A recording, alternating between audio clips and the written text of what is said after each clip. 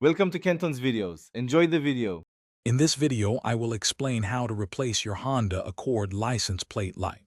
First, gather your essential tools, including a Phillips head screwdriver and the correct replacement bulbs for your specific model. Always ensure your vehicle is completely turned off and cool to the touch before you begin any work. Next, locate the clear plastic housing for the license plate lights, usually found above the license plate itself. Now, carefully remove the two small screws that hold the light housing in place.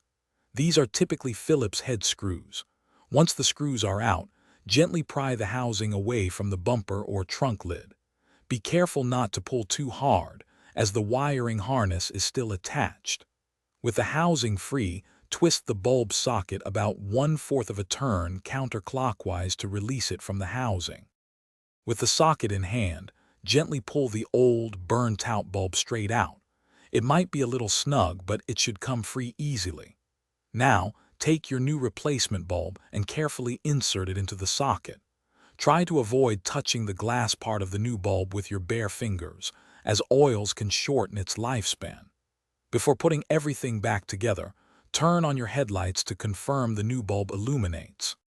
Once you've confirmed the new bulb is working, twist the socket back into the housing, turning it clockwise until it locks. Carefully push the light housing back into its original position on the bumper or trunk lid, ensuring it sits flush.